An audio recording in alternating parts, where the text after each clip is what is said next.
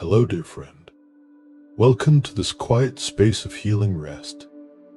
However you have arrived here tonight, whatever weight you carry, whatever thoughts fill your mind, know that you are welcome exactly as you are. There is no requirement for entry into this space except your presence. You do not need to be calm already. You do not need to have figured anything out. You do not need to be worthy or ready or prepared. You are welcome simply because you are here, simply because you are breathing, simply because you exist.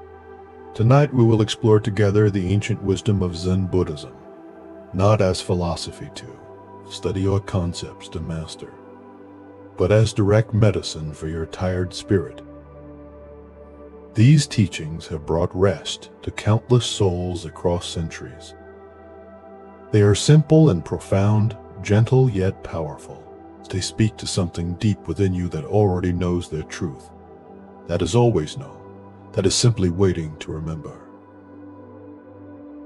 Before we begin our journey into these teachings, let us take a moment to settle into this present moment. Wherever your body is right now, allow it to find comfort. If you are lying down, feel the weight of your body sinking into the surface beneath you. Notice how you do not have to hold yourself up. The earth is holding you.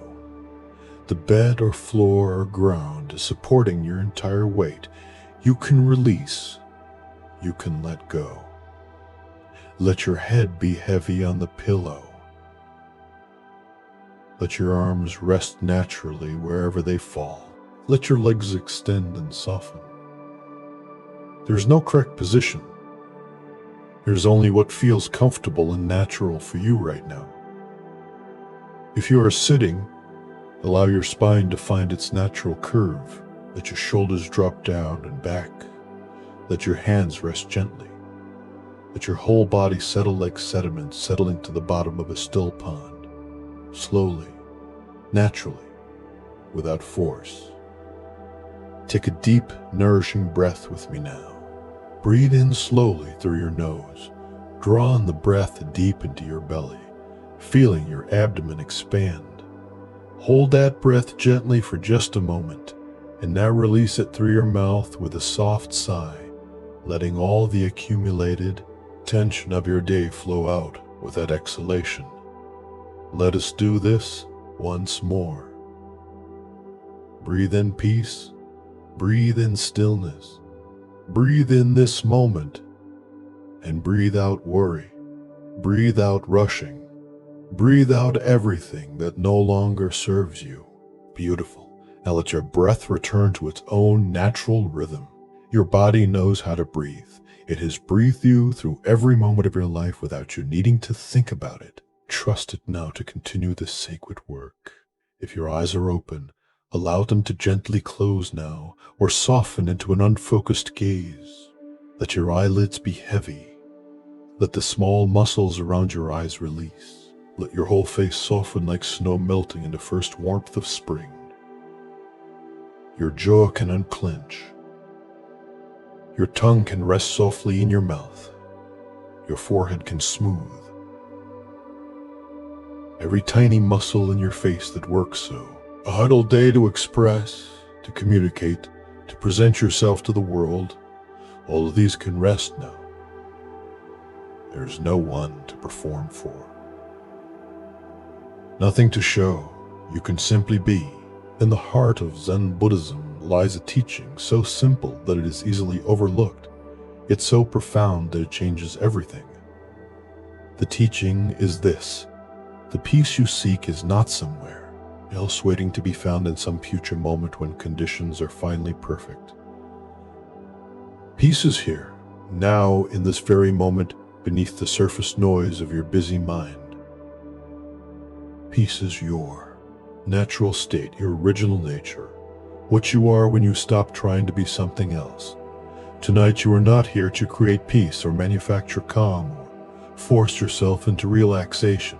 You are here to recognize the peace that is already present, that has been patiently waiting beneath all your seeking, all your striving, all your restless searching for something more than this moment.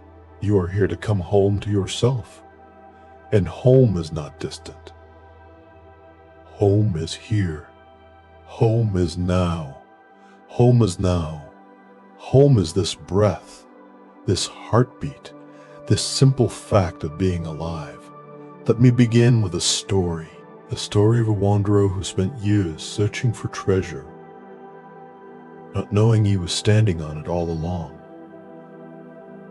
In a village by the sea, there lived a fisherman named Takumi. Takumi was not poor. He had a small boat, a modest house, a wife who loved him, 2 healthy children. By most measures, his life was good. But Takumi was haunted by a feeling that something was missing. He would look at his life and think, is this all there is? There must be something more, some greater purpose, some deeper meaning. This feeling grew stronger over time until it consumed him. He became distracted during his work, pulling in his nets without really seeing them. He ate meals without tasting them. He played with his children without really being present. His mind was always somewhere else, imagining a different life, a better life, a more meaningful life. One night, Takumi had a vivid dream. In the dream, an old woman appeared to him and said, "The treasure you seek lies beneath the great willow tree in the capital city, 1,000 miles from here." The dream was so vivid, so real, that when Takumi woke, he was certain it was a message, sign, the answer he had been waiting for. He told his wife about the dream. She was skeptical. "It was just a dream," she said. "You have everything you need here. Your family, your work, your home. Why would you leave all of this to chase a dream?" But Takumi could not let it go. The feeling that something was missing, combined now with this dream of treasure, was too strong. He had to go. He had to find out what was waiting for him beneath that willow tree. So Takumi left. He kissed his wife and children goodbye, sold his boat to fund the journey, and set out toward the capital city. The journey was long and difficult. He walked for months through mountains and valleys, through rain and heat. He slept in forests and fields. He went hungry. He was robbed twice, but still he continued, driven by the certainty that the treasure awaited him, that his real life would begin once he found it. Finally, after nearly a year of travel, Takumi reached the capital city. It was enormous, overwhelming, nothing like a small fishing village. He asked people where he could find the great willow tree.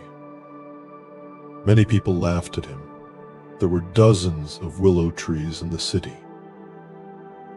Which one did he mean? But Takumi persisted, and eventually someone directed him to the oldest, largest willow tree in the city, in a park near the palace. Takumi went to the tree. It was magnificent, ancient, its branches sweeping down like a waterfall of green. He waited until night, then began to dig beneath the tree, searching for the treasure. But the ground was hard, and he had no proper tools. He dug for hours with his bare hands and a stick, but found nothing. As dawn approached, the city guard discovered him.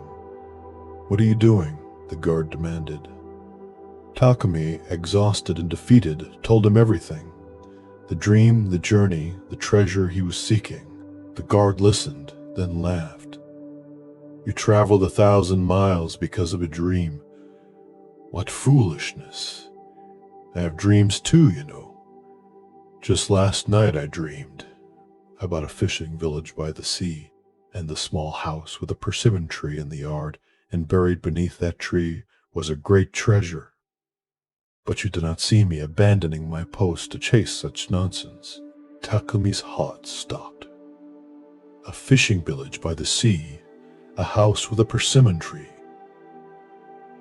That was his house, his village. The guard had described it exactly. Takumi did not dig anymore. He thanked the guard and began the long journey home. It took him another year to return. When he finally arrived, his wife wept with joy and relief. She had thought him dead or lost forever. His children barely recognized him. He had been gone for 2 years. That night, after his family had fallen asleep, Takumi went into his small yard. There stood the persimmon tree, just as it always had. He began to dig beneath it. And there, buried in his own yard, beneath his own tree, in the home he had left behind, he found a chest filled with gold and jewels. More wealth than he could have imagined. The treasure had been here all along. In his own home, under his own tree. He had traveled 1,000 miles away, and 1,000 miles back, spent 2 years of his life, suffered countless hardships, only to discover that what he sought had been right where he started. But Takumi realized something else too. If he had not made the journey, if the guard had not told him about his dream, Takumi would never have known to dig beneath his own tree. He would never have discovered what was already his. Sometimes, he thought, we have to go far away to understand what we had at home. Sometimes we have to search everywhere else to finally look where we are. From that day forward, Takumi never again felt that something was missing. Not because his circumstances had changed, but because he understood that the treasure he had been seeking, the meaning he had been missing, was not somewhere else. It was here. In this life. In this family. In this work of pulling nets from the sea. In the simple, ordinary, precious gift of being alive. He had been standing on treasure all along. He just had not known to look beneath his own feet. Dear friend, you are like Takumi. You have been searching, perhaps for years, for something to make you feel complete, something to fill the sense of lack or emptiness or restlessness inside you. You have tried many things. You have looked in many places. You have perhaps thought that peace would come when circumstances changed, when you achieved certain goals, when you finally arrived at some imagined future where everything would be okay. But what if, like Takumi, what you seek is already here? What if peace is not in some future moment, but in this present moment? What if the treasure you are digging for in distant places is buried right beneath where you are standing? This moment right now contains everything you need. Not everything you want, perhaps. Not everything you wish were different. But everything you actually need to be at peace. You are breathing. You are alive. You have awareness. You can feel. You can sense. You are here. And this is enough. This has always been enough. The search ends not when you find something new, but when you recognize what was always present, when you stop looking beyond this moment and simply feel this moment, when you stop waiting for peace to arrive and notice the peace that is already humming quietly beneath your thoughts. Let yourself feel this now. Stop searching for even a moment. Stop trying to get anywhere or become anything. Just be here. Feel your body breathing. Feel the air on your skin. Feel the simple fact of existing. This is it. This is what you have been looking for. Not something extraordinary, just this. This ordinary, precious miracle of being alive. Your body is already beginning to understand. Feel how your shoulders have dropped slightly since we began. Feel how your breath has deepened and slowed. Feel how some of the tension you are carrying has started to release. This is not because you are trying to relax. This is because you are allowing what wants to happen naturally when you stop preventing it.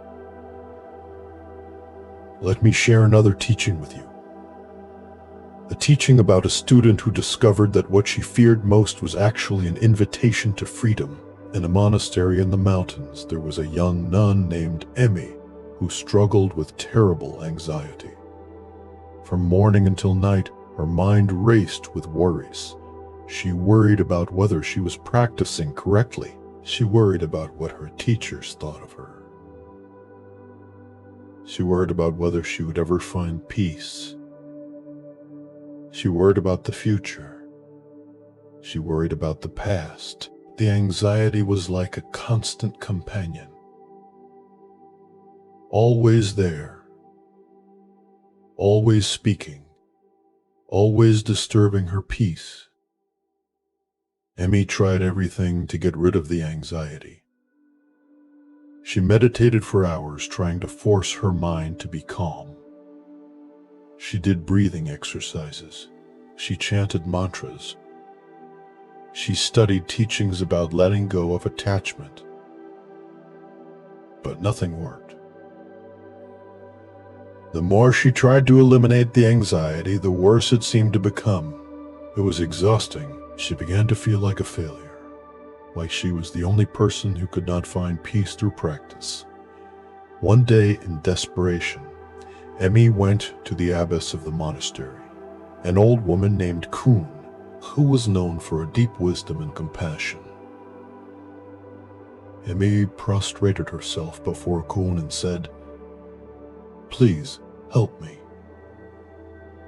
I have tried everything to overcome my anxiety, but it will not leave. I feel like I will never find peace. What should I do?" Kuhn looked at Emmy with gentle eyes. "Tell me," she said, "when the anxiety comes, what do you do with it?" "I try to make it go away," Emmy said. "I remind myself that it is not real, that I should not feel it, that I am supposed to be more peaceful than this." "I see," Kuhn said. "So you are at war with your anxiety. You are trying to defeat it, to eliminate it, to exile it from your experience." "Yes," Emmy said. "Isn't that what I am supposed to do? Aren't we supposed to overcome negative emotions?" Kuhn shook her head slowly. "What if I told you that your war with anxiety is what is making it unbearable? What if the anxiety itself is not the problem, but your relationship with the anxiety?" Emmy did not understand. "But the anxiety is painful. How can I not try to get rid of pain?" Kuhn stood up and walked to a window overlooking the garden. "Come here," she said. Emmy joined her. They looked out at the garden together. "Do you see that tree?" Kuhn pointed to a large pine tree being blown by a strong wind. Its branches were bending dramatically, almost touching the ground. "The wind is powerful today. The tree does not resist the wind. It does not fight against it. It bends. It sways. It allows the wind to move through it. And because it does not resist, it is not broken. It remains rooted, flexible, alive." She turned to Emmy. "But imagine if the tree tried to remain rigid. If it said, 'I should not bend. I should be stronger than this wind. I should not let the wind affect me.' What would happen?" "It would break," Emmy said quietly. "Yes," Kuhn said. "Your anxiety is like the wind. It is a force moving through you. When you resist it, when you try to remain rigid against it, when you fight it and tell yourself you should not feel it, you create suffering. But what if you could be like the tree? What if you could feel the anxiety without resisting it? What if you could let it move through you, bend with it, allow it to be there without being broken by it? But how? Emmy asked. How do I allow something that feels so terrible? By turning toward it instead of away from it, Kuhn said. The next time anxiety arises, instead of trying to push it away, bring your attention directly to it.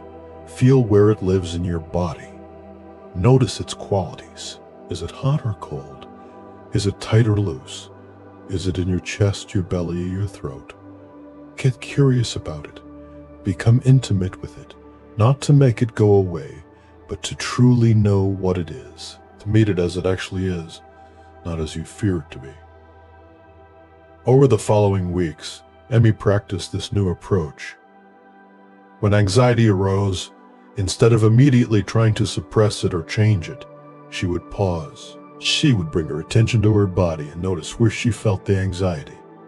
Often it was a tightness in her chest and a churning in her stomach. She would breathe into these sensations, not to make them go away, but simply to feel them fully.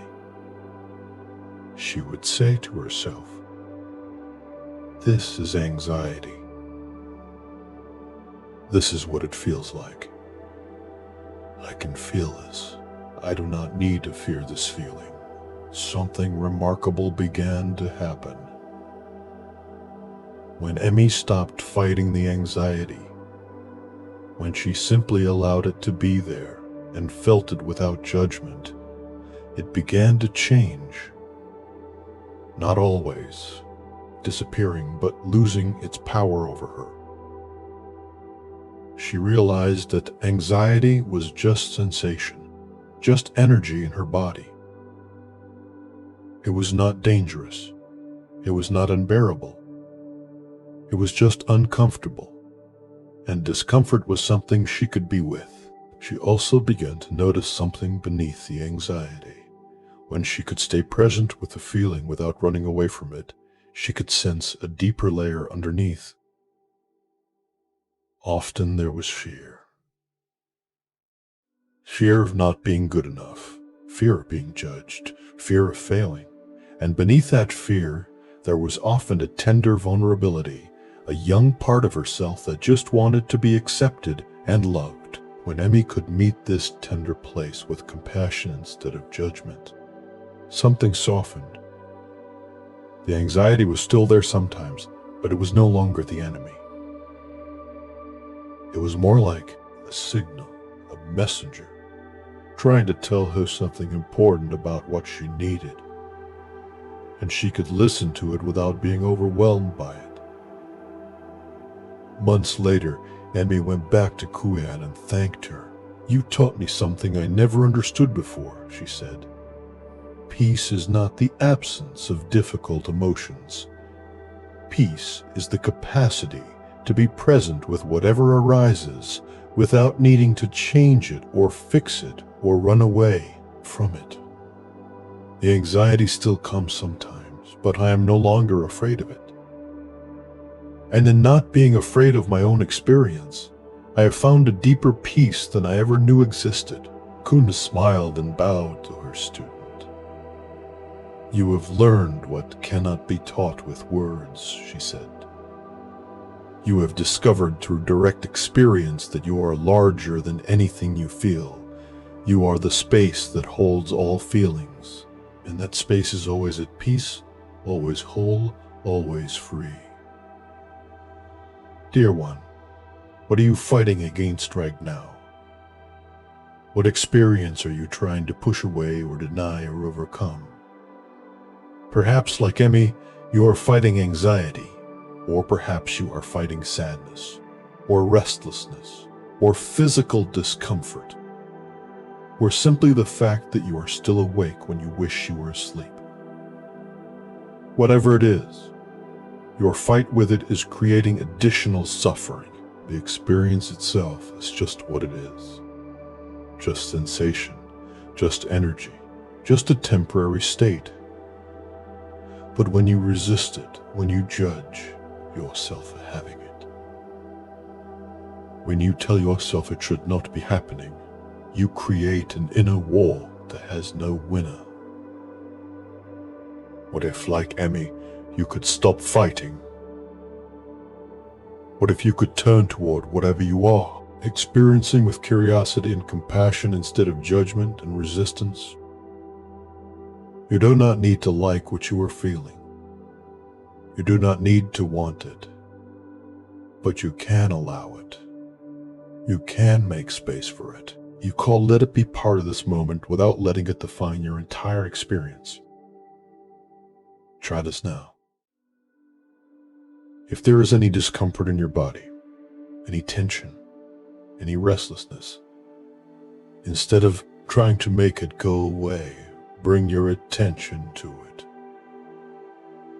Where do you feel it? What does it actually feel like? Get curious, explore it, and as you feel it, breathe into it, not to fix it, but to bring presence to it. To say, this is here. I can be with this.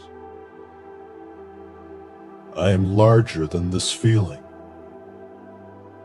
And notice what happens when you stop resisting. The feeling may change, or it may not. But something in you shifts, something relaxes. Because you are no longer at war with yourself. You are no longer divided. You are whole, even in your discomfort. And that wholeness is a kind of peace that does not depend on feeling good. It is the peace of being authentically present to your actual experience, whatever it is. Let your body continue to soften now. Feel the weight of your head sinking into the pillow. Feel your neck releasing. Feel your shoulders, your upper back, your chest, all softening with each exhale. Feel your arms becoming heavy, your hands uncurling. Feel your belly, your hips, your legs, all releasing, all letting go. Your body knows how to rest. It wants to rest. You are simply allowing what it naturally wants to do.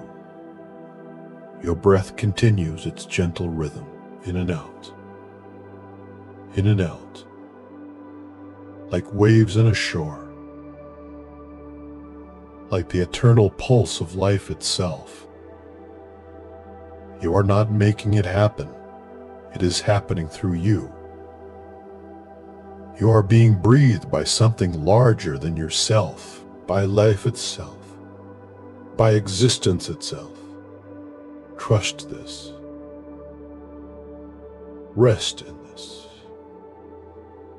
You do not need to control your breath or your body or this moment.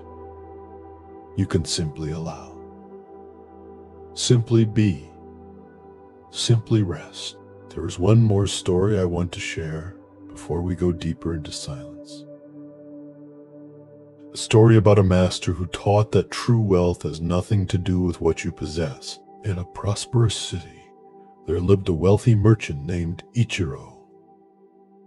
Ichiro owned many businesses. He had a large house filled with beautiful things. He had servants and carriages and fine clothes. He was respected in the community and envied by many. By all outward measures, he was successful, fortunate, blessed. But Ichiro was not happy. Despite all he had accumulated, he felt a constant anxiety about losing it. He worried about his competitors taking his business. He worried about thieves breaking into his house. He worried about economic downturns. He worried about his wealth being taken from him. His possessions, which were supposed to bring him security and happiness, had become a source of constant stress. One day, Ichiro heard about a Zen master who lived simply in a small temple on the outskirts of the city. People said this master, despite having nothing, was the happiest person they had ever met. Ichiro was skeptical, but also curious. How could someone with nothing be happier than someone with everything? He decided to visit the master to find out his secret. When Ichiro arrived at the temple, he found it even simpler than he had imagined. Just a small building, barely more than a hut. The master, whose name was Tesu, was sitting outside, drinking tea and watching birds. He invited Ichiro to join him.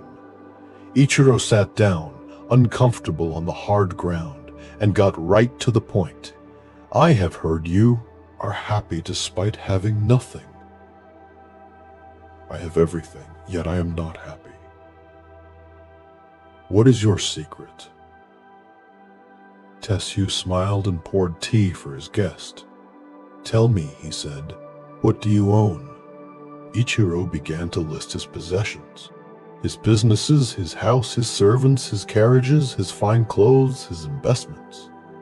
The list went on and on. When he finished, Tesu asked, "And how much time do you spend thinking about these things, managing them, worrying about them, protecting them?" "Most of my waking hours," Ichiro admitted. "So who owns whom?" Teseo asked gently. "Do you own your possessions, or do your possessions own you?" Ichiro was silent. He had never thought of it that way. The Shu continued, "Everything you think you own will eventually be lost. Either you will lose it during your life, or you will lose it when you die. Nothing can be permanently possessed. The only thing that cannot be taken from you is this moment, this breath, this experience of being alive right now. This is the only wealth that is truly yours." He gestured to the birds, the sky, the tea in his cup. "I own none of this. And yet I enjoy all of it. The birds sing for me as much as for anyone. The sky spreads its beauty for me as generously as for the richest person. This tea tastes the same whether drunk from an expensive cup or a simple bowl. I have everything I need in this moment, and in the next moment I will have everything I need then too. Not because I own anything, but because I am fully present to what is."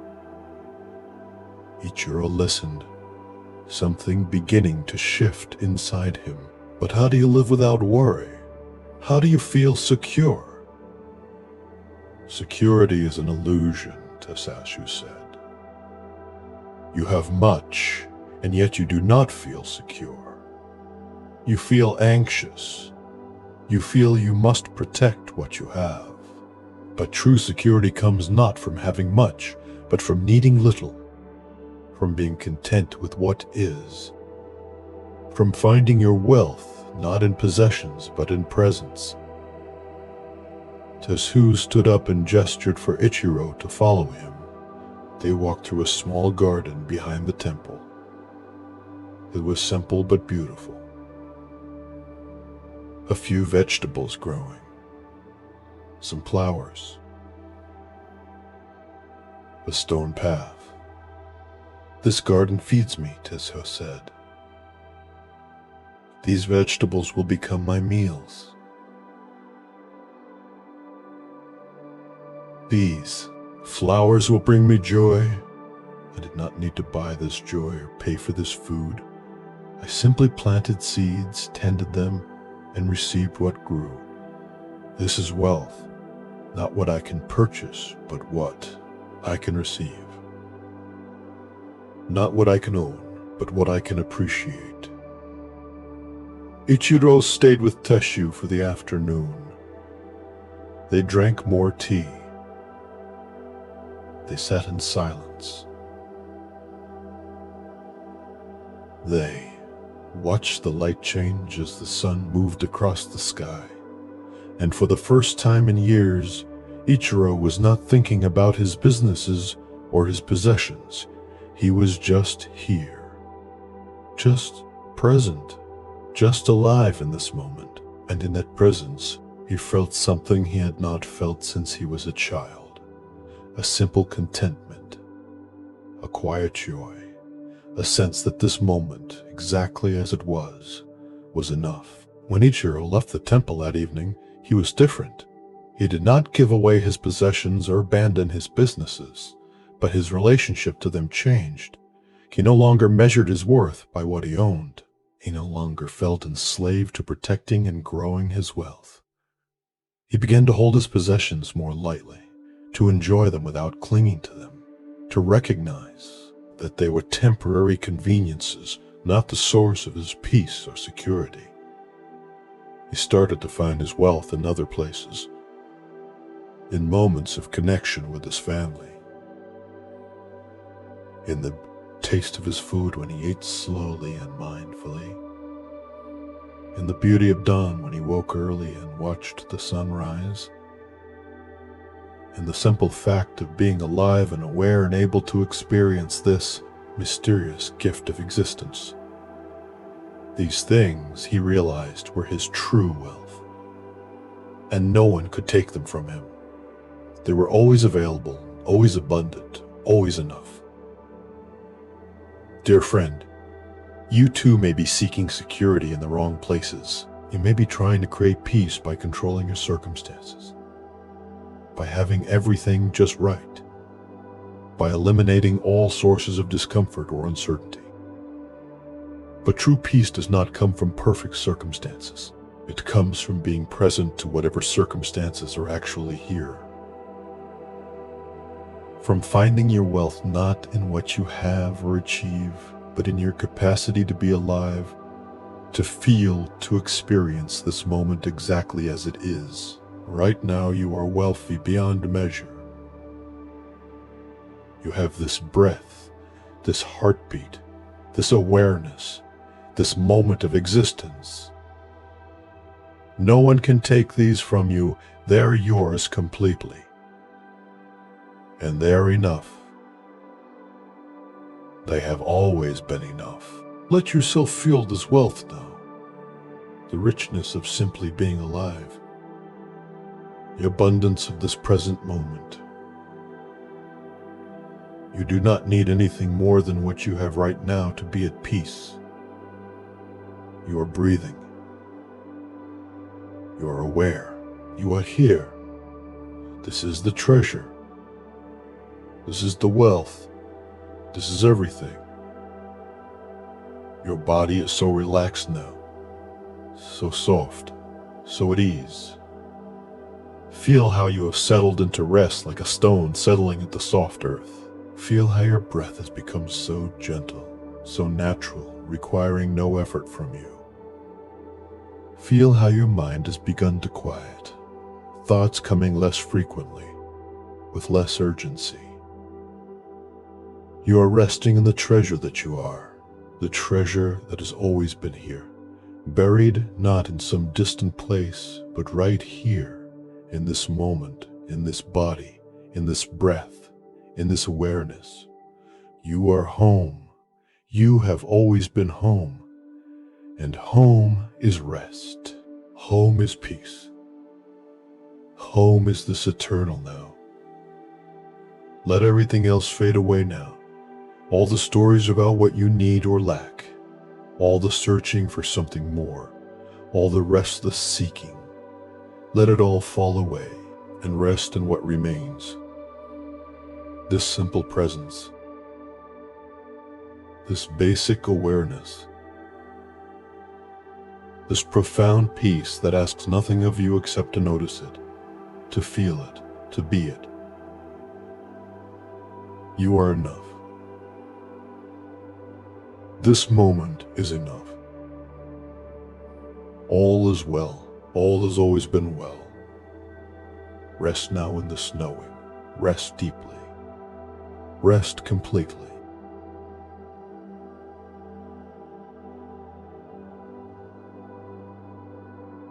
And so we continue deeper into this sanctuary of stillness, dear friend. You have already traveled far tonight. You have walked through stories of searching and finding, of resistance and acceptance, of discovering that what you seek has always been here, waiting patiently beneath the surface of your busy mind. Your body has softened considerably since we began. Feel how much more relaxed you are now compared to when you first arrived here. Your muscles have released tensions you did not even know you were holding. Your breath has slowed and deepened. Your heartbeat has found its calm, steady rhythm. Your body is doing what bodies naturally do when given permission and space to rest. It is healing. It is restoring.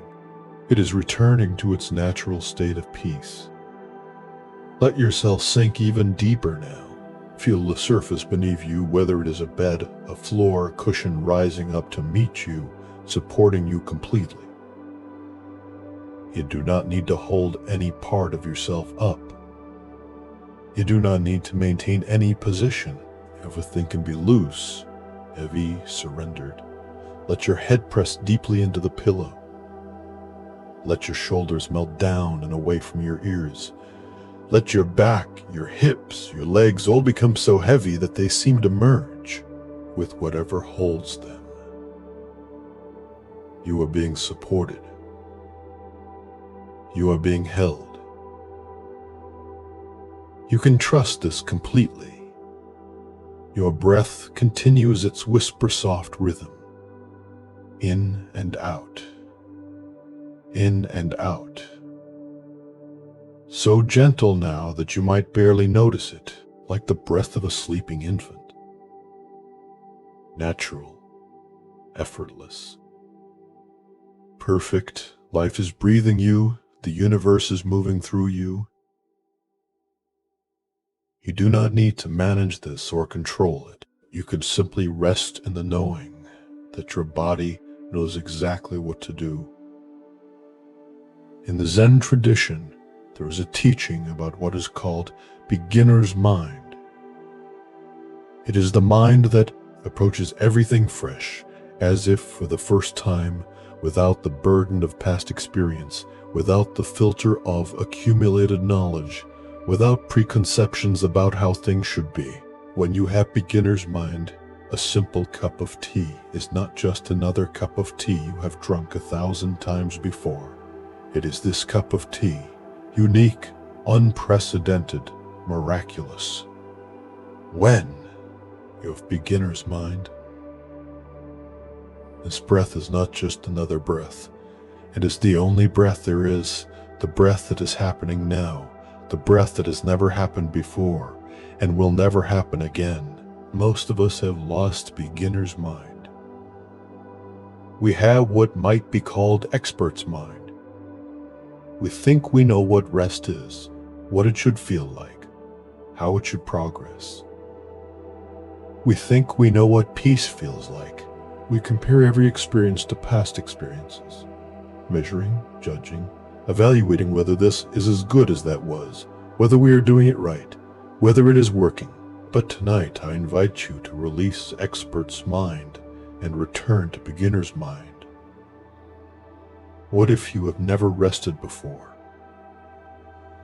What if this is the very first time? What would you notice? How would you experience this moment if you came to it completely fresh, with no expectations, no comparisons, no ideas about what should happen? Try this now. Let go of everything you think you know about rest. Come to this moment as if you were a newborn experiencing sensation for the first time. Feel the texture of the fabric against your skin. Not labeling it as soft or rough, just feeling the actual sensation. Feel the temperature of the air around you. Not judging it as too warm or too cold, just feeling it exactly as it is. Feel the subtle sensations moving through your body. Maybe tingles, maybe pulsing, maybe warmth or coolness. Do not name these sensations. Just feel them with fresh awareness, as if you have never felt anything before. This is beginner's mind. This is pure presence without the interference of thought and judgment. And in this presence, even the most ordinary moment reveals itself to be extraordinary. Not because anything special is happening, but because you are truly here, truly feeling, truly alive to what is. Let me tell you about a student who learned this lesson in an unexpected way. Her name was Yuki, and she came to study at a Zen monastery with great enthusiasm. Yuki had read many books about Zen. She had attended lectures. She had ideas about what enlightenment was and how to achieve it. She arrived at the monastery expecting profound teachings, dramatic insights, mystical experiences. She was ready to transform, to transcend, to become someone new. The master of the monastery, an elderly woman named Sotan, greeted Yuki warmly and showed her to her quarters. They were simple. Just a small room with a mat for sleeping and a cushion for sitting. Yuki was slightly disappointed. She had expected something more, spiritual. The next morning, Sotan came to Yuki's room before dawn. "Come," she said. "Your practice begins now." Yuki followed eagerly, certain that she was about to receive some profound teaching. Sotan led her to the kitchen and handed her a broom. "Your practice today is to sweep this floor," she said. "Sweep it until it is completely clean." Yuki was confused and disappointed. Sweeping? This was her great spiritual practice? But she did not want to seem ungrateful or arrogant, so she took the broom and began to sweep. She swept quickly, efficiently, her mind elsewhere. She was thinking about what teachings might come after this task was complete. She was thinking about the books she had read and wondering when she would learn the real practices they described. She was thinking about how this seemed like a waste of time. After about 20 minutes, she went to find Sotan. "I have finished sweeping," she announced. Sotan came to look at the floor. She studied it carefully, then shook her head. "No. You have moved the broom across the floor, but you have not swept. Go back and sweep until the floor is truly clean."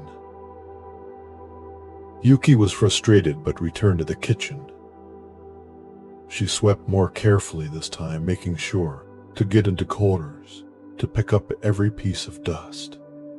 But her mind was still elsewhere, still judging this task as mundane, as beneath her, as not the real practice. After another hour, she went to get Sotan again. "Now it is clean," she said. Sotan came and looked. She ran her finger along the floor in a few places. She looked at the way the light fell on the tiles. Then she looked at Yuki with kind but firm eyes. "You are still not sweeping," she said. "You are thinking about sweeping. You are wanting to finish sweeping so you can do something more important, but you are not actually here, present with the broom, with the floor, with the action itself. Go back, and this time, just sweep. Not to finish, not to get it right, not to move on to something else, just sweep." Yuki returned to the kitchen, now thoroughly frustrated. What was Sotan talking about? She was sweeping. What more could there be to it? But she picked up the broom again and began. And this time something different happened. Perhaps because she was so frustrated. Perhaps because she had given up trying to do it right. Perhaps simply because she was exhausted from trying. Her mind began to quiet. She felt the weight of the broom in her hands. She noticed the sound it made moving across the floor. She saw the dust particles dancing in the morning light streaming through the window. She felt the slight resistance as the bristles met the tile. She was not thinking about sweeping anymore. She was just sweeping, her hands moving, the broom sliding, the floor gradually transforming. There was no Yuki doing it, there was just the doing itself. Time disappeared. She did not know if she had been sweeping for minutes or hours. There was just this eternal moment of movement and attention. The floor, the broom, the sweeping, her. Awareness of it all, everything had become one seamless whole. No separation, no division, just this. When Sotan entered the kitchen sometime later, she found Yuki still sweeping, her face peaceful, her movements flowing like a dance. Sotan watched for a moment and smiled. "Now you are sweeping," she said quietly. Yuki looked up, and something had changed in her eyes. "Master," she said, "I understand. This is the practice. Not someday. Not when I learn some special technique, but now, here. In this simple action, when I am completely present to it, this is meditation. This is Zen. This is everything." Soren bowed to her student.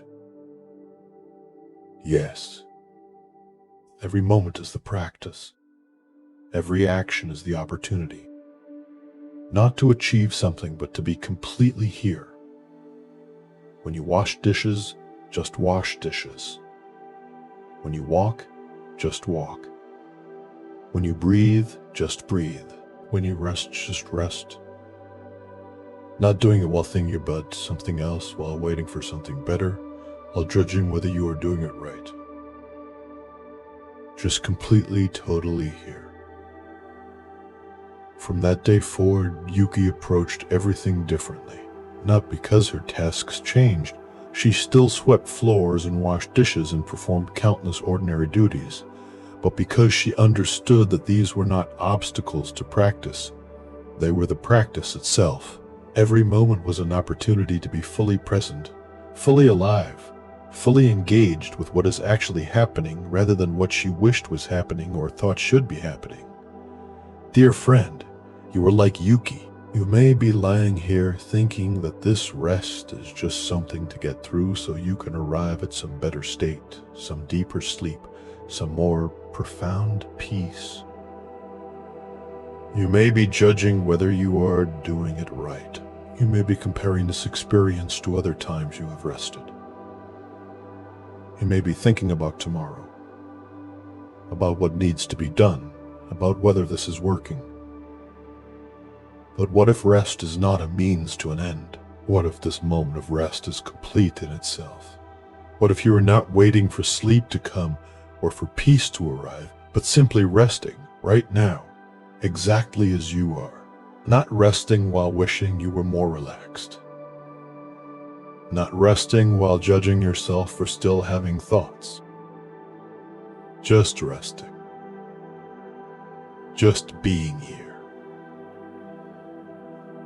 Just this. Bring beginner's mind to this moment. Feel what is actually here, not what you think should be here. Your body may not be perfectly relaxed. That is okay. Feel what level of relaxation is actually present. Your mind may still have thoughts. That is okay. Notice the thoughts without needing them to stop. There may be sounds around you. That is okay. Hear them as part of this moment, not as disturbances to some ideal of perfect silence. Whatever is actually here, this is your practice. This is your opportunity. Not to change it, or fix it, or make it better, but to be completely present to it. To meet this moment with beginner's mind, with fresh awareness, with acceptance of what is. And in that acceptance, something shifts. Not that everything suddenly becomes perfect, but that you stop fighting with reality. You stop being at war with your own experience. And in that stopping, in that laying down of weapons, there is peace. Not the peace of perfect conditions, but the peace of being at home with what is. Your body continues to release now. Feel your face so soft, so smooth, your jaw hanging loose, your tongue resting gently, your eyes still and heavy behind your closed lids, your neck long and easy, your shoulders wide and low, your arms and hands like fallen branches, resting wherever they have landed, your chest and belly rising and falling with each effortless breath, your back spreading wide against the surface beneath you, your hips, your legs, your feet, all heavy, all at rest. Let me share another teaching, a teaching about a farmer who discovered that the obstacles he cursed were actually blessings in disguise. In a small farming village, there lived a man named Kenji. Kenji was known for his beautiful rice fields and his hard work. He took great pride in his farm, tending it with care, planning each season carefully, working from dawn to dusk. One spring, just after he had planted his rice seedlings, a massive storm swept through the valley. The wind was fierce. The rain was torrential. When the storm finally passed, Kenji went out to survey the damage. He was devastated. A large section of his rice field had been completely flooded, ruined beyond saving. He would lose a significant portion of his crop. The other farmers came to commiserate. "What terrible luck," they said. "This is such a disaster for you." But there was an old Zen monk who lived at a small temple near the village. The monk had been walking by and saw Kenji surveying his damaged field. The monk said simply, "Maybe. Maybe not," and he continued walking. Kenji was irritated by the monk's response. This was clearly a disaster. What did he mean, maybe? But there was nothing to be done except work around the damage and salvage what he could. As the summer progressed, a drought came to the region. No rain fell for weeks. All the rice fields began to dry up. The farmers watched anxiously as their crops withered. But Kenji's flooded section, which had seemed like such a disaster, still held water. It became a reservoir that he could use to irrigate his entire field. While his neighbors' crops failed in the drought, Kenji's rice continued to grow, nourished by the water that had seemed like a curse just months before. When harvest time came, Kenji had the best yield in the entire village. His neighbors came to congratulate him. "What incredible luck," they said. "That flood turned out to be such a blessing for you." The old monk happened to be walking by again.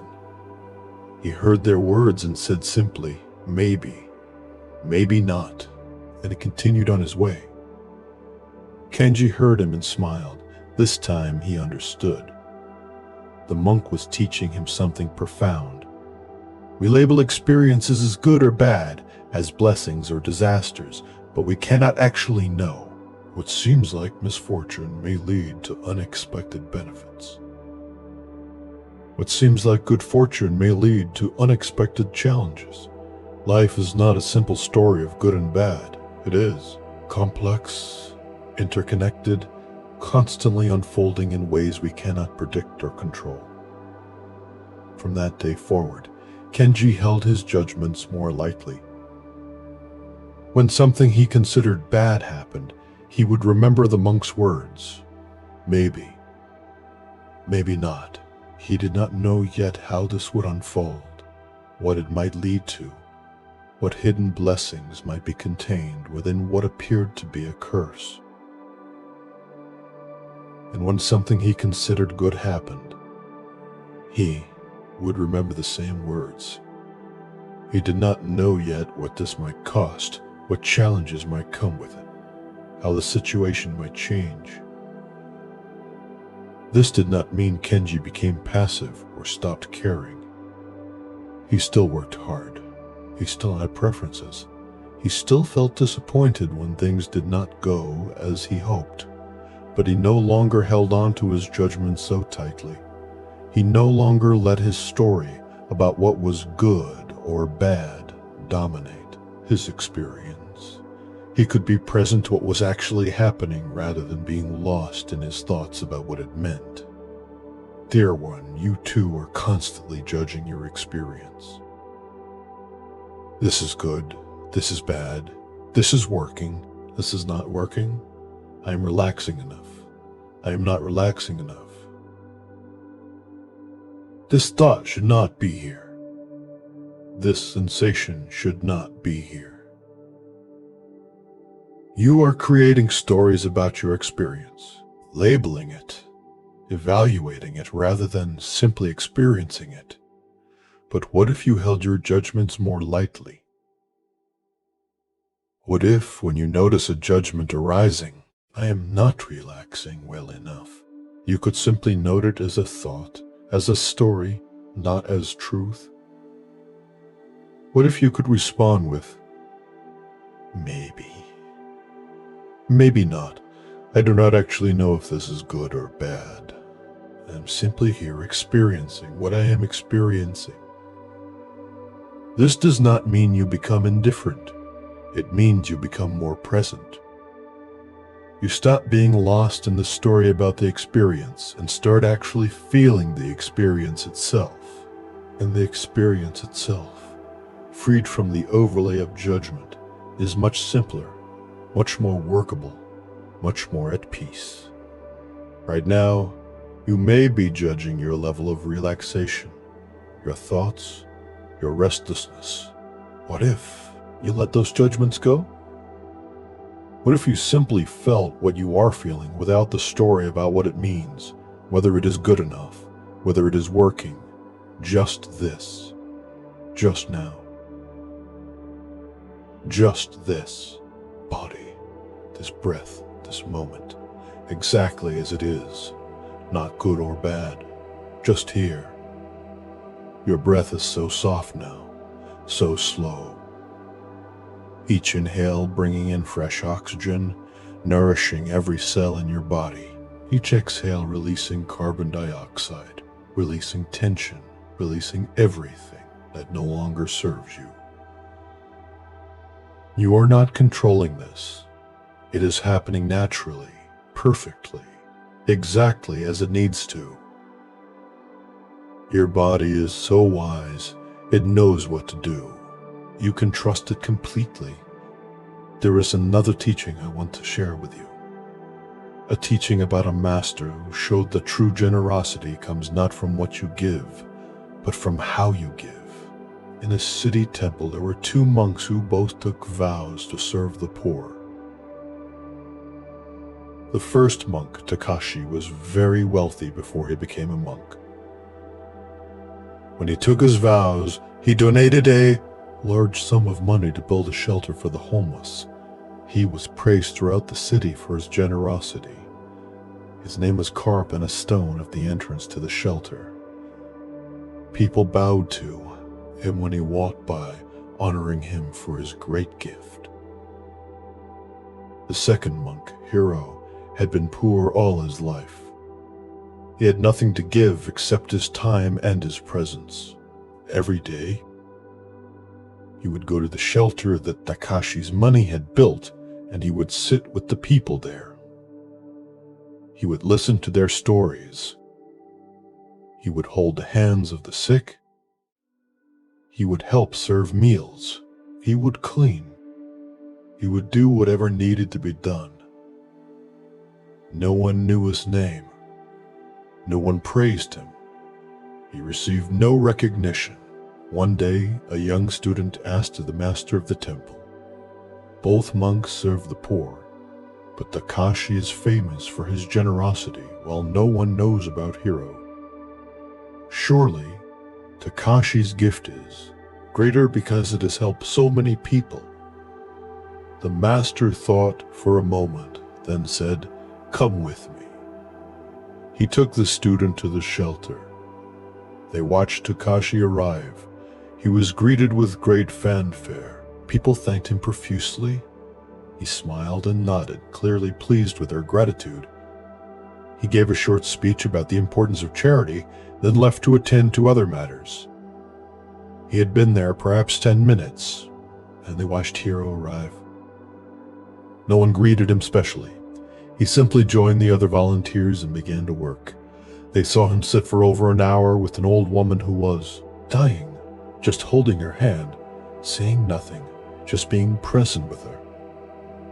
They saw him help a confused elderly man find his way to the bathroom, treating him with such dignity and patience. They saw him clean up vomit from a sick child without any sign of disgust, speaking gently to the child the whole time to comfort him. After several hours, they left. The master turned to the student. "Now tell me," he said, "which one practices true generosity?" The student thought carefully. "I think I understand," he said. "Takashi gave money, which is valuable, but he gave it from a distance. He does not truly connect with the people he is helping. He enjoys the recognition more than the service. Hiro gives himself, his time, his attention, his presence. He does not do it for recognition. He does it because he sees suffering and responds to it with compassion. His generosity costs him more because he is actually giving himself, not just giving from his surplus." The master nodded. True generosity is not measured by the size of the gift, but by the spirit in which it is given. You can give a fortune with a closed heart, or you can give a moment of genuine presence with an open heart. Which is the greater gift? When someone is suffering, they do not need your money as much as they need your presence. They need to be seen, to be heard, to be valued as a human being. This is what Hiro gives. And this is true generosity. He continued, "Takashi still practices grasping. He wants recognition, praise, a sense of being a good person. His giving is still about himself, about what he receives in return. But Hiro has let go even of the identity of being generous. He simply sees what needs to be done and does it. He expects nothing in return. He does not even think of himself as generous. He is simply responding to life with love. Dear friend, this teaching is not really about external generosity. It is about how you relate to yourself, to this moment, to your experience. Are you giving yourself fully to this moment of rest? Or are you partially here while your mind is elsewhere? Are you resting with an open heart, accepting yourself as you are? Or are you resting with conditions, thinking I will accept myself when I am more relaxed, more peaceful, more successful at this? True rest, like true generosity, comes from giving yourself fully to this moment, not holding back, not dividing your attention, not judging whether you are doing it well enough. Just being here, completely, with an open heart, with acceptance, with presence. Give yourself this gift now. The gift of your full presence, not thinking about what you should be feeling or what might happen next. Just here, just now. Your body resting, your breath flowing, your awareness present. This is the gift. This is the generosity. This is the love you could offer to yourself. And in this complete presence, there is a peace that needs nothing more. A peace that comes not from getting everything right, but from showing up completely to what is, from meeting yourself in this moment exactly as you are, with compassion and acceptance. Your whole body is so at ease now, so surrendered. Feel how you are floating in stillness, held by something larger than yourself, held by existence, held by life, held by love. You are safe here. You are welcome here. You are home. Your mind has grown so quiet. Thoughts come, but they are distant now, like clouds passing far overhead. They do not disturb the vast, spacious awareness that you are. You can let them pass without following them, without engaging with them. Just watch them drift by, like leaves floating down a stream. You are not your thoughts. You are not your body. You are not your emotions. You are the awareness that notices all of these things, the consciousness that is conscious of experience. And that awareness is always peaceful, always still, always free. Rest as this awareness now, not as a person trying to rest, but as awareness itself, which is always already at rest. Not as someone seeking peace, but as peace itself. You are not becoming peaceful. You are recognizing the peace that you already are, that you have always been, that exists beneath all the noise and activity of your mind. This is who you truly are, not the busy, worried, striving person you sometimes think you are. But this vast, spacious, peaceful awareness. This is home. This is rest. This is what you are returning to. And it is so good to be home. Let everything else fall away now. All the stories, all the striving, all the judging. Just be this. Just be here. Just be home. You are so loved, so held, so safe. Rest now in this knowing. Rest deeply. Rest completely. You are home. We journey now into even deeper waters, dear soul, into the most tranquil spaces of your being, into the profound stillness where words begin to fade and only presence remains. You have traveled so far tonight. You have opened yourself to teachings. You have released so much. You have allowed yourself to soften, to settle, to come home to this moment. Your body has found such deep relaxation now. It barely feels like your body anymore. It has become part of the stillness itself, part of the silence, part of the vast peace that surrounds you and fills you and is you. There is no boundary anymore between where your body ends and the rest begins. You have merged with the quietness. You have dissolved into the peace. Feel how completely you have let go, how entirely you have surrendered. Every muscle so soft it seems to have disappeared. Every bone so heavy it is sunk into the earth. Your breath so subtle it is almost imperceptible. Just the faintest whisper of life moving through you. You are not breathing anymore. You are being breathed. Life is flowing through you like water through an open channel. Effortless, natural, perfect. In the deepest teachings of Zen, there is an understanding that goes beyond concepts, beyond words, beyond anything the thinking mind can grasp. It is the understanding of emptiness. That this emptiness is not nothing, it is not a vacant void. It is the fullness from which all things arise. It is the pregnant silence from which all sound emerges. It is the stillness from which all movement comes. It is what you are beneath all the temporary forms you take. Let me tell you about a master who lived from this place of emptiness. There was a teacher named Ryokan who was beloved throughout his region, not because he was famous or powerful, but because he embodied a quality of presence that touched everyone who met him. Ryokan lived alone in a small hut on a mountain. He owned almost nothing a bowl for his food, a simple robe, a few books of poetry. He spent his days in meditation, writing poetry and playing with the village children who would climb up the mountain to visit him. One night, Ryokan returned to his hut to find that a thief had broken in. The thief had searched everywhere for valuables but found nothing worth stealing.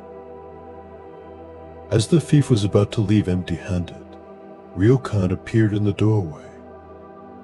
The thief froze, terrified of being caught. But Ryokan did not look angry or afraid. He looked at the thief with deep compassion. "I am sorry you have come all this way and found nothing," Ryokan said gently. "Please, you must not leave empty-handed." He took off the robe he was wearing, the only thing of any value he owned, and offered it to the thief. "Please take this. The night is cold. You will need something warm."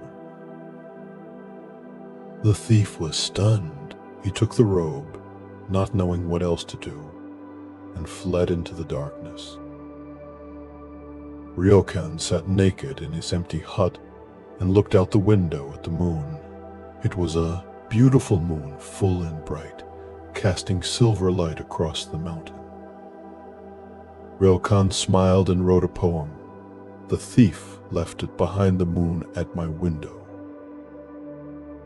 What the thief had taken could be stolen. The robe, the possessions, the things these could be taken away. But what Ryokan truly had could never be stolen. The beauty of the moon, the peace in his heart, the freedom of having nothing to protect, the joy of being alive. These things are not possessions. They cannot be taken.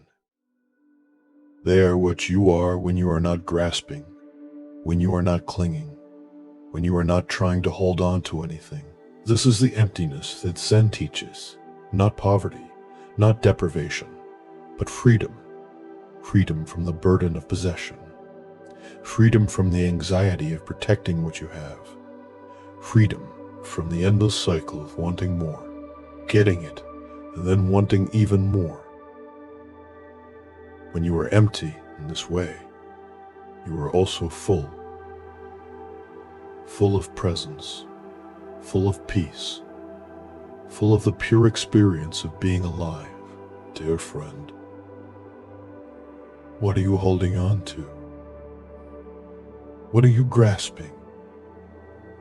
What are you trying to protect or control or keep? Your identity? Your image of who you should be? Your plans for the future? Your judgments about the past? All of these are like Ryokan's robe. They can be lost. They will be lost. Everything in form is temporary. Everything you try to grasp eventually slips through your fingers. But what you truly are cannot be lost. The awareness that is aware of these words. The consciousness that knows you exist.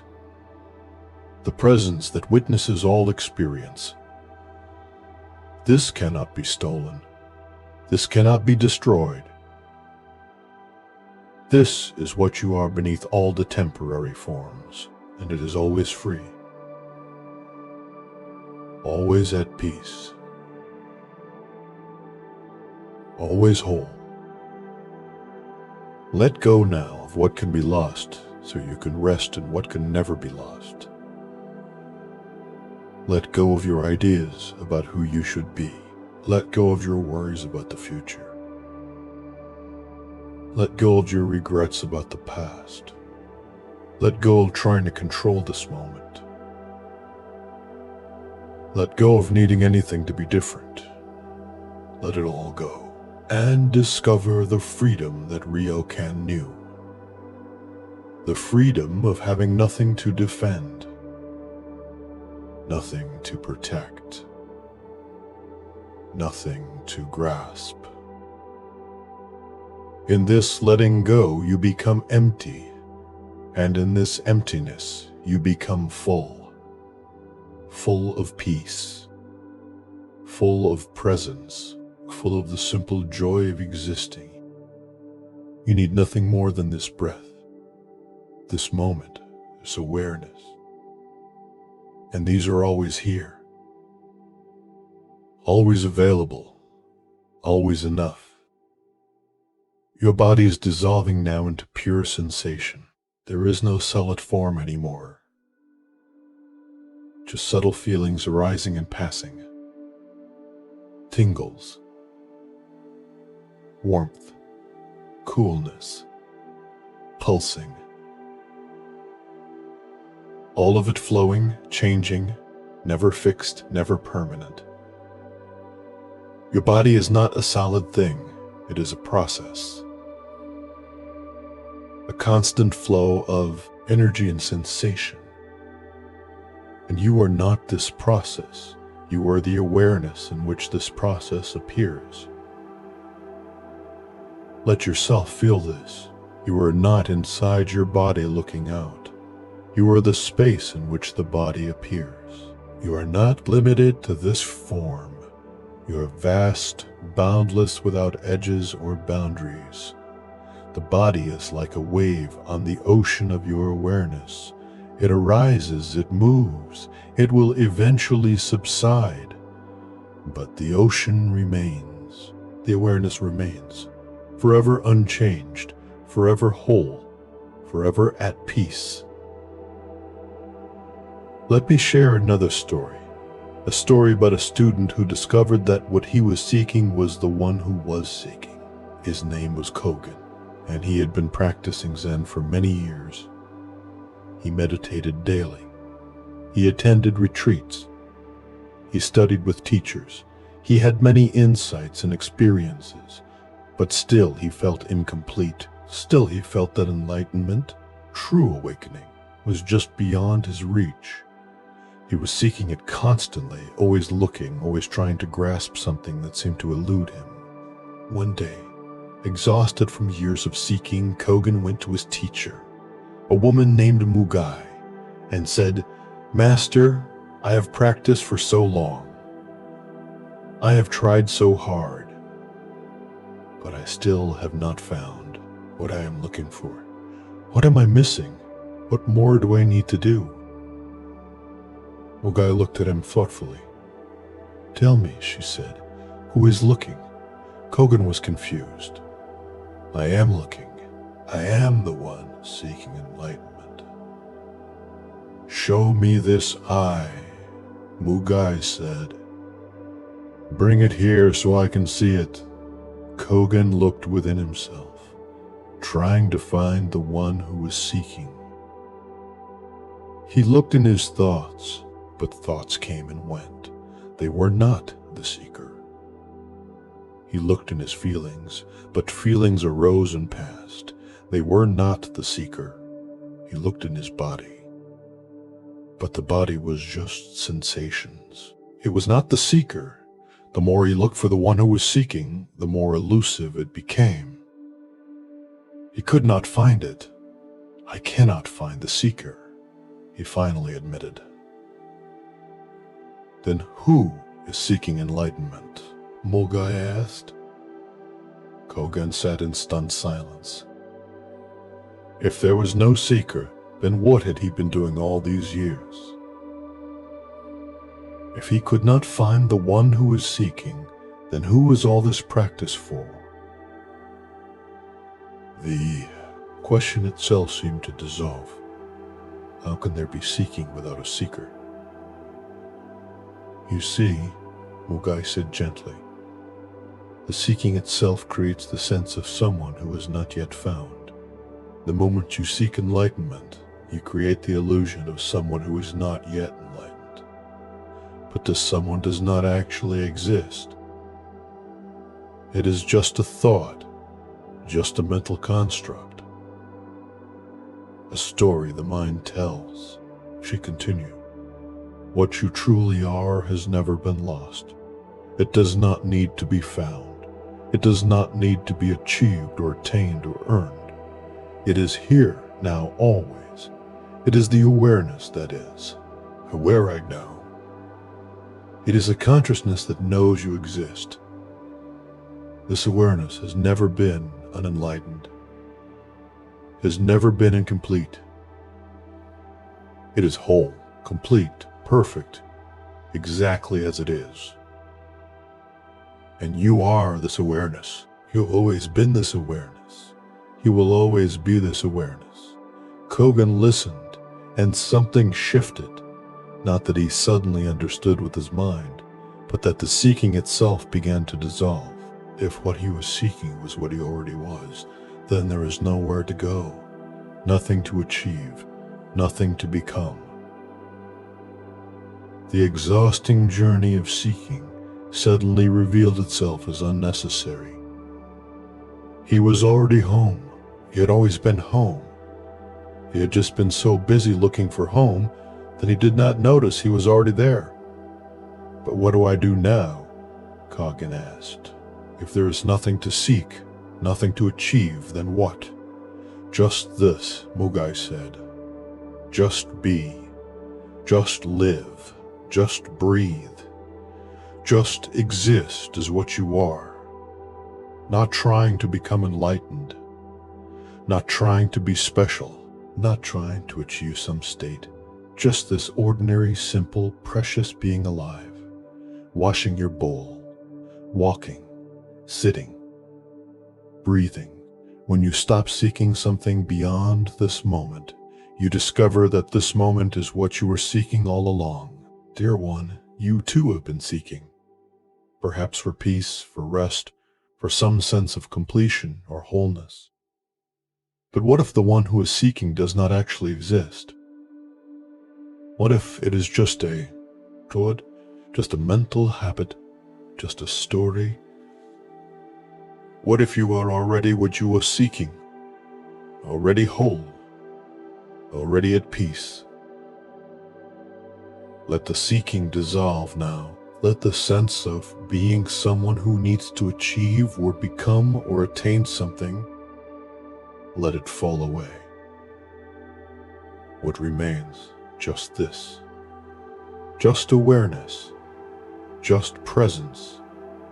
Just the simple fact of being here, now alive. And this is enough. This has always been enough. This will always be enough.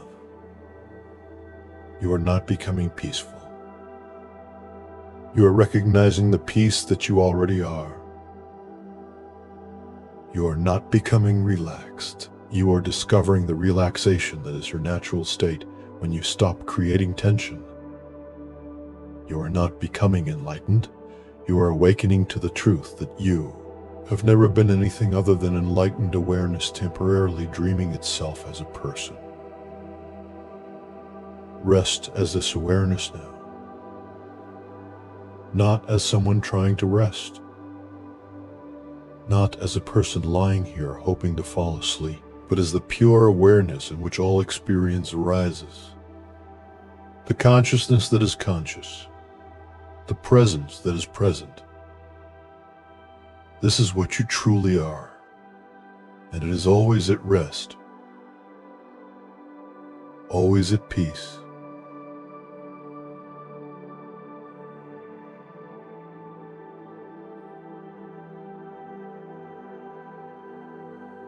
Then your breath has become so faint now that it seems to have disappeared. There is just the slightest movement, the tiniest flutter of life, and even this is not you doing anything. It is happening by itself, life living itself. Existence being itself. And you are this, not a separate person observing life, but life itself, awareness itself, being itself, experiencing itself. There is a profound teaching in Zen about what is called no self, or emptiness of self. It sounds abstract, but it is actually the simplest, most direct experience. Right now, notice the awareness that is aware of these words. This awareness, where is it located? Does it have a size? Does it have a shape? Does it have a color? Does it have any qualities at all that you can pin down? The more you look for this awareness, the more you discover that it is empty. Not empty like a void, but empty of any fixed characteristics. It is like space impossible to grasp, impossible to define, yet undeniably here, undeniably real. And this empty awareness is what you truly are, the person you think you are with your name, your history, your personality, your concerns. This is like a character in a dream. It appears. It seems real while the dream is happening, but it has no independent existence. It is made of awareness, appearing within awareness, known by awareness. And when you recognize yourself as the awareness rather than as the character, everything changes. The character in the dream has problems. The character worries and suffers and seeks, but the awareness in which the dream appears is never troubled by what appears within it. It is like the screen in a movie theater. All kinds of dramas can play out on the screen, tragedies, comedies, horrors, but the screen itself is never harmed, never changed, never affected. It remains pristine, empty, whole. You are the screen. You are the awareness. And whatever is appearing in your experience right now, thoughts, sensations, emotions, none of it touches what you truly are. You are always free, always at peace, always whole. Let me tell you one more story. A story about a monk who discovered that the ordinary is a story about a monk who discovered that the ordinary is extraordinary when truly seen. His name was Itko, and he was known for being unconventional. While other monks followed strict rules and performed elaborate rituals, Itko seemed to do everything differently. He wrote poems about drinking sake and falling in love. He spent time with outcasts and common people. He laughed loudly and lived freely. The other monks judged him, thinking he was not serious about the path. One day, a famous scholar came to the monastery to debate with the monks about the highest teachings of Buddhism. All the learned monks gathered to demonstrate their knowledge. They quoted sutras. They explained complex philosophy. They debated fine points of doctrine. The scholar was impressed by their learning. Then, someone suggested he should also meet Ikku. Though be warned, they said, he is quite unusual, not like a proper monk at all. And the scholar was curious, so they brought him to find Ikku. They discovered him in the garden, pulling weeds. "Master Ikku," the scholar said, "I have been discussing the highest teachings of Buddhism with the other monks. Can you tell me, what is the most profound teaching? What is the essence of enlightenment?" Ikku continued pulling weeds. Without looking up, he said, "When hungry, eat. When tired, sleep. When there are weeds, pull them." The scholar was disappointed.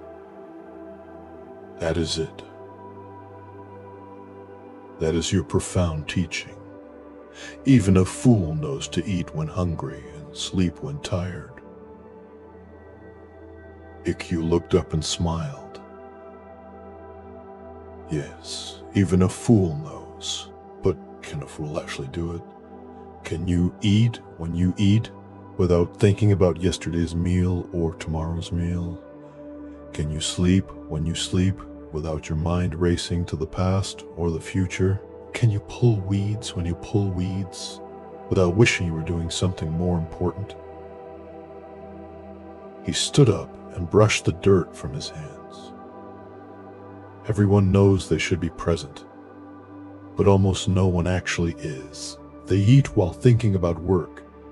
They sleep while worrying about tomorrow. They pull weeds while dreaming of sitting on a throne.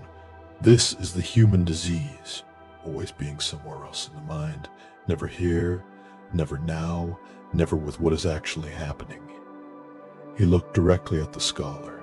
You came here seeking profound teachings, but the most profound teaching is the simplest one. Be here, now, completely. That is all. That is everything. When you can drink a cup of tea with your whole being, not thinking, not judging, not wanting to be anywhere else, you have understood everything there is to understand. The scholar started to argue, but Ikkyu held up his hand. You want complexity because the mind loves complexity. The mind can occupy itself with complex teachings forever, always studying, always seeking, never arriving. But truth is simple, so simple that the mind rejects it as too ordinary, so simple that people walk past it every day, looking for something more impressive. But there is nothing more impressive than a person who is truly present, truly here, truly alive to this moment. Dear friend, Ikkyu's teaching is for you tonight. You are here to rest, not to achieve some special state, not to have a profound experience, not to become someone different, just to rest, to be here, to be present to this simple act of lying down, breathing, being alive. This is not ordinary, this is extraordinary, but you can only see how extraordinary it is when you stop looking for something extraordinary and simply feel what is actually here. The miracle of breath, the mystery of consciousness, the gift of existence. All of this is happening right now. It is more profound than any teaching, more sacred than any ritual, more precious than any achievement. Be here now, completely, your body resting, your breath flowing, your awareness present. This is it. This is it. This is the practice. This is enlightenment. Not someday, not when you get it right, but now, just this, just here.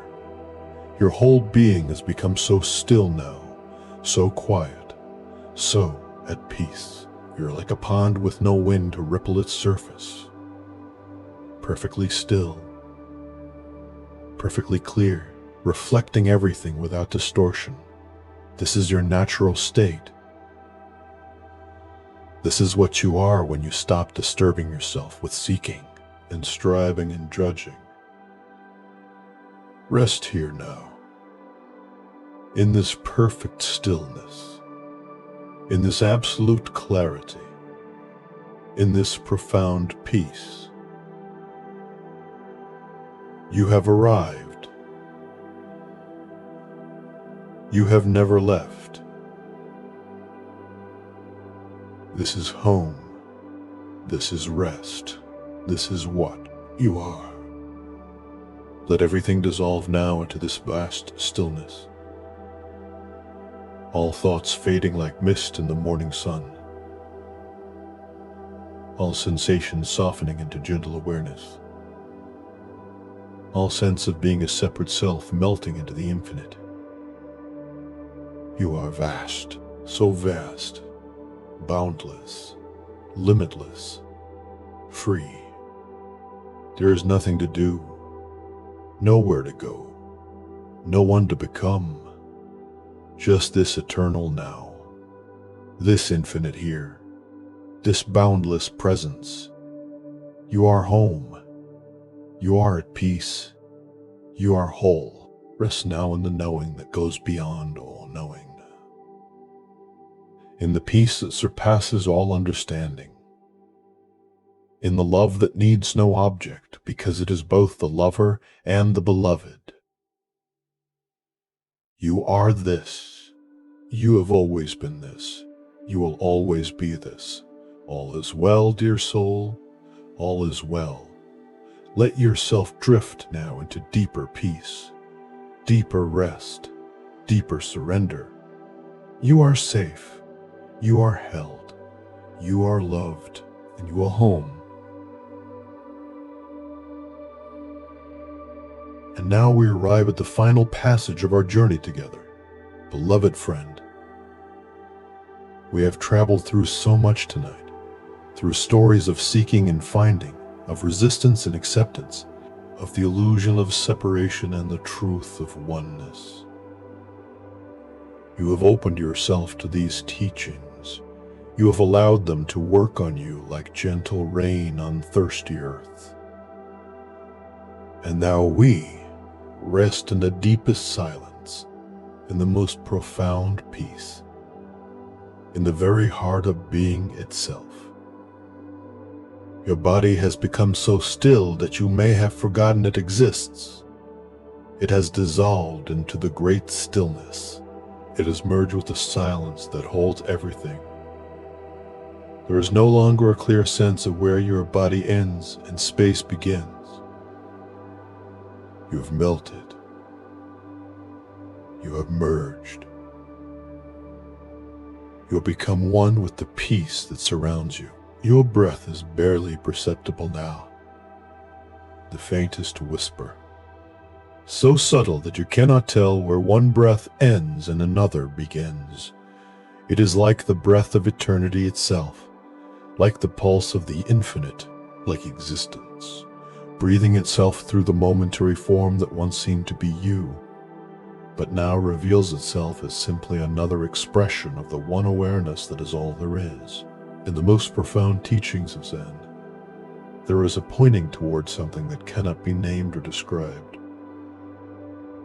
It is called by many names: Buddha, nature, true nature, original face, the unborn, but all these names fail to capture what it truly is, because it is not a thing that can be captured. It is what you are before you think you are anything. It is the awareness that exists before the first thought. It is the presence that remains after the last thought. It is the eternal now that contains all time while being touched by no time. This is what you are, not the person with a name and a history and a story, but this vast, empty, full presence, this consciousness that is conscious of itself, this being that is being itself. You are this. You have always been this. You will always be this. And recognizing this is not achieving something new. It is remembering what you have always known in a place deeper than thought, deeper than memory, deeper than anything words can reach. Let me tell you about a master who embodied this recognition in every moment. There was a teacher named Bankei who lived in Japan several centuries ago. Bankei taught what he called the unborn. He would tell people, you are the unborn Buddha mind. This unborn Buddha mind is not something you need to create or achieve. It is what you are right now, in this very moment, before you start thinking about what you are. People would come to him asking how to practice, how to meditate, how to become enlightened. And Bankei would say, you are already the unborn Buddha mind. When you hear my words right now, what is it that hears? It is not your ears. Ears are just flesh. It is the unborn Buddha mind that hears. When you see, what sees. Not your eyes are just organs. It is the unborn Buddha mind that sees. This Buddha mind manages everything perfectly. Your heart beats without you telling it to. Your lungs breathe without you thinking about it. Everything happens through this unborn Buddha mind. One day, a student came to him and said, "Master, I believe what you say about the unborn Buddha mind, but I am plagued with anger. How can I get rid of my anger using the unborn Buddha mind?" Bankei said, "Bring out your anger. Show it to me. I will help you get rid of it." The student said, "I cannot bring it out right now. It only appears when someone insults me or treats me unfairly." "Then it is not your true nature," Bankei said. "If it were your true nature, you could show it to me at any time. But it only appears occasionally under certain conditions. This means it is not what you are. It is something that arises temporarily within what you are. The unborn Buddha mind is what you are, all the time, under all conditions. The anger is just a temporary guest. Don't identify with the guest. Rest as the host, the unborn awareness that remains unchanged whether anger is present or absent." The student began to understand. He had been identifying with his passing emotions, thinking they defined him. But the awareness that noticed these emotions was always present, always unchanged, always free. That awareness was what he truly was. Another time, a student told Bankei, "I try to practice the unborn, but my mind wanders constantly. I am always thinking about past and future." Bankei replied, "Who is noticing that your mind wanders? It is the unborn Buddha mind. The thoughts come and go, but the awareness that knows they come and go, that is the unborn. That is what you are. Stop trying to control your thoughts. Stop trying to achieve some special state. Simply recognize the awareness that is already here, already aware, already unborn. That is all." Bankei taught for many years, and his teaching was always the same. You are already what you seek. Stop trying to become it. Stop trying to achieve it. Simply recognize what is already here. Simply be what you already are. The unborn Buddha mind. The awareness that was never born and will never die. The eternal presence that is your true nature, dear friend. Bankei's teaching is for you now. You are the unborn, not the body that will age and die, not the thoughts that come and go, not the emotions that rise and fall, but the awareness in which all of this appears, the consciousness that knows all of this, the presence that witnesses all of this. This awareness has never been born. It existed before your body formed. It will exist after your body dissolves. It is eternal, timeless, boundless. And it is what you truly are. Right now, in this very moment, not something you need to achieve or become, but what you are when you stop pretending to be something else. Rest as this unborn awareness now, not as a person trying to rest, but as the awareness itself, which is always already at rest, not as someone seeking peace, but as peace itself. You are not an awareness, you are awareness. You are not experiencing consciousness. You are consciousness, experiencing itself. Let all sense of being a separate person dissolve now. The one with the name, the history, the story, let that fade like a dream upon waking. What remains? Just this, just awareness, just presence, just the unborn Buddha mind being itself. And this is always at peace, always at rest, always home. Your body is gone now. Not gone in the sense it disappeared, but gone in the sense that it no longer feels like a solid, separate thing. It is just sensation, arising in awareness. Just energy flowing in consciousness. Just temporary patterns in the eternal stillness. And you are not the patterns. You are the stillness in which the patterns appear. Your breath has merged with space. There is no sense of breathing in or breathing out anymore, just this gentle pulsing, this subtle movement, like the tide, like the heartbeat of existence itself. And you are not separate from this. You are this.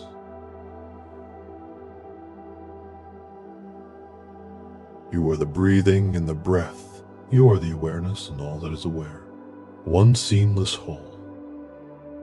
Let me share one final story. A story about a seeker who discovered that the end of seeking is the beginning of living. His name, Hakuin, and he was one of the great Zen masters of Japan. But before he was a master, he was a desperate seeker. As a young monk, Hakuin practiced with intense dedication. He meditated for hours without moving. He studied constantly. He pushed himself beyond all reasonable limits. He was determined to achieve enlightenment no matter what it cost. One day, during a long meditation retreat, Hakuin had a profound awakening experience. He saw through the illusion of self. He recognized his true nature. He felt completely liberated. He was certain he had reached the final goal. He rushed to his teacher, a master named Shoju, to share his realization. Shoju listened to Hakuin describe his experience. Then he said simply, "You have fallen into a pit of self-satisfaction. You are mistaking a pleasant experience for true awakening. This is still the ego, just wearing the robes of enlightenment." Hakuin was devastated. He had been so certain. He had experienced something so profound. How could his teacher dismiss it? That Shoju would not confirm his realization. Instead, he drove Hakuin to practice even harder, to go even deeper, to see beyond even his most profound experiences. This went on for years. Hakuin would have insight after insight, experience after experience. And each time Shoju would say, "Not yet. Go deeper. See more clearly. This is still contaminated by self." Hakuin began to despair. Would he ever satisfy this teacher? Would he ever truly awaken? Then, one night, sitting outside in meditation, Hakuin heard the bell from a nearby temple ring. And in that moment, something shifted that was different from all his previous experiences. It was not dramatic. It was not ecstatic. It was more like disappearing, like the one who had been seeking suddenly was not there anymore. There was just the sound of the bell. No Hakuin hearing it. Just hearing itself. Just sound sounding. Just this. When he went to Shoju the next morning, he said nothing about an experience. He did not claim to have realized anything. He simply sat with his teacher in silence. And after a while, Shoju smiled and nodded. "Ah," he said. "Now you have arrived. Not because you have gained something, but because you have finally lost everything. The seeker is gone. What remains?" Hakuin said nothing. What was there to say? The one who would answer was not there anymore. There was just this sitting, this breathing, this being alive, no one doing it. Just it doing itself. From that day forward, Hakuin lived differently. Not because his circumstances changed. He still had the same body, the same thoughts, the same life to live. But the sense of being someone separate living that life was gone. There was just life living itself, just awareness, being aware, just existence, being existence. And it was so simple, so ordinary, so completely free. Years later, when Hakuin was an old man and a renowned teacher himself, a student asked him, "Master, what did you gain from all your years of practice?" Hakuin laughed. "Nothing at all. In fact, I lost everything.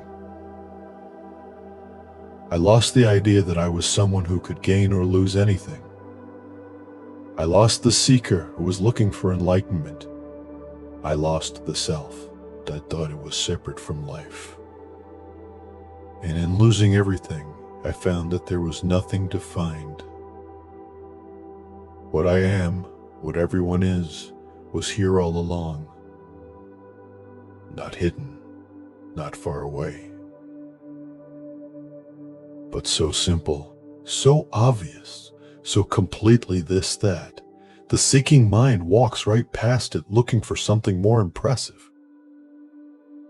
Dear one, this is the final teaching, the ultimate pointing. You are not going to become enlightened. You are not going to achieve perfect peace. You are not going to finally rest completely at some future moment. All of that is the seeker's dream.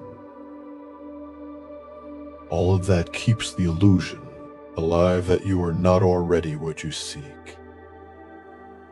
Instead, simply notice what is here now. Notice the awareness that is aware. Notice the presence that is present. Notice the consciousness that is conscious.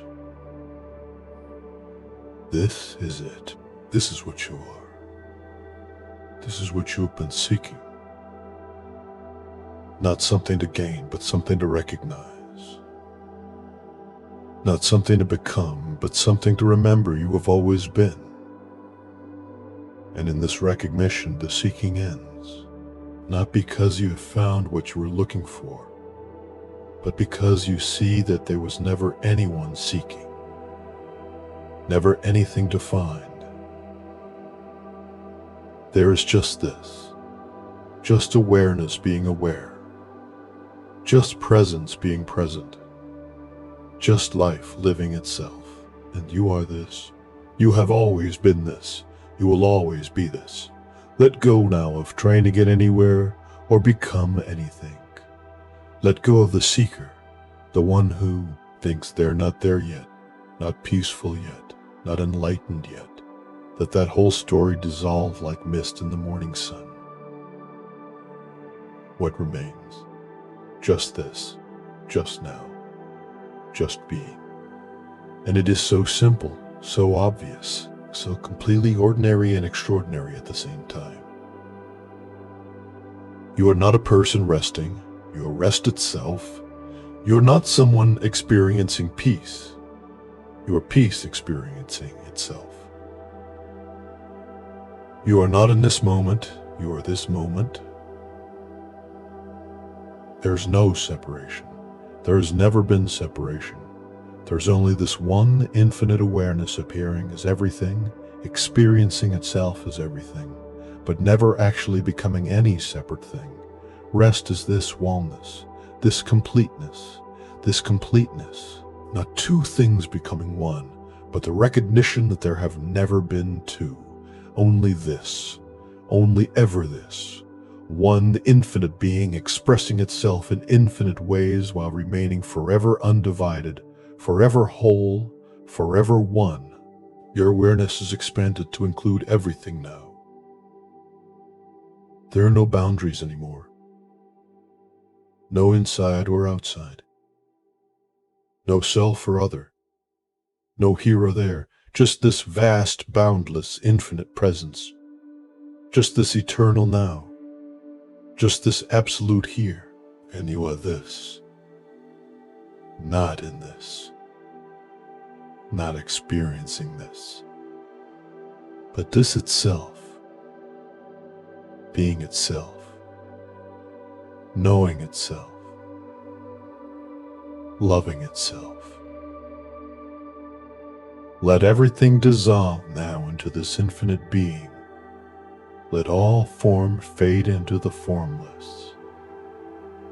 Sound emerge with the silence. Let all movement rest in the stillness. Let all experience return to the pure awareness from which it arose. Let everything come home to the source. Let everything rest in the infinite. You are so vast, so limitless, so free. There is nothing that can bind you because there is no separate you to be bound. There is nothing that can harm you because there is no you to be harmed. There is only this infinite consciousness playing all the roles, experiencing all the experiences, but never actually becoming separate, never actually divided, never actually limited. You are the ocean appearing as waves. You are the sky appearing as clouds. You are the screen appearing as movies. You are the silence appearing as sounds. You are the stillness appearing as movement. You are the one appearing as the many. And recognizing this, you are free, forever, eternally free.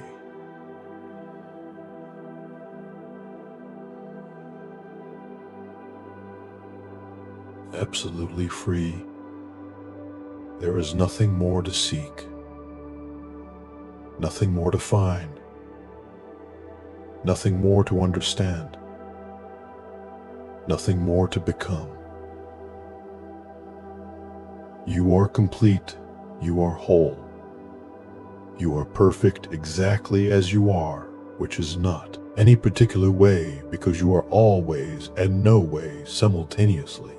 You are everything and nothing. Form and emptiness, stillness and movement, silence and sound, all opposites reconciled in the one truth that contains and transcends them all. Rest here now, in this absolute truth, in this ultimate reality, in this infinite being that you are and have always been. There is nowhere else to go because there is nowhere else. There is nothing else to be because there is nothing else. There is only this, only ever this, one infinite eternal now. Let sleep come if it comes. Let wakefulness remain if it remains. Both are the same consciousness in different modes. Both are the same awareness playing different roles. Both are perfect. Both are home. Both are rest. You are so safe here. Safer than safe because there is no separate you to be in danger. You are existence itself. How can existence be threatened? You are awareness itself. How can awareness be harmed? You are being itself. How can being be destroyed? You are eternal. You are infinite.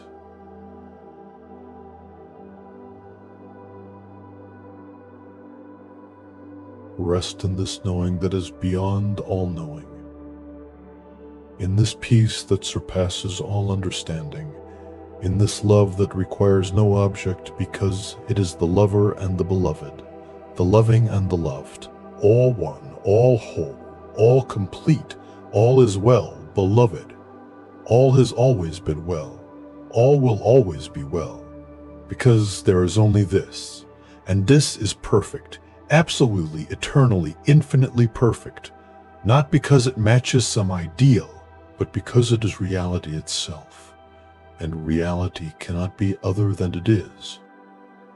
And what it is this. And this is you. And you are perfect. Forever and always. In this moment and in every moment. perfect, whole, complete, free. The journey is complete. The seeking is ended. The separation has dissolved. You are home. You have always been home. You will always be home. Because home is not a place. Home is what you are. Home is this infinite awareness, this eternal presence, this boundless being. Rest here forever, in the eternal now, in the infinite here, in the perfect peace that has no opposite, in the absolute love that knows no object, in the complete freedom that needs no permission, in the total wholeness that lacks nothing. You are this, only this, forever this, always this, eternally this. Rest now, rest deeply, rest eternally, rest eternally. Rest as the infinite peace that you are and have always been and will always be. Good night, dear soul. Not goodbye, because there is nowhere to go and no one to leave. Just good night, just rest well. Just be. You are home. You are peace. You are love. You are truth. You are freedom. You are everything. You are nothing. You are this. Rest now, forever, in peace, in love, in truth, in freedom, in wholeness. In this, all is well. All is complete. All is home. All is one. You are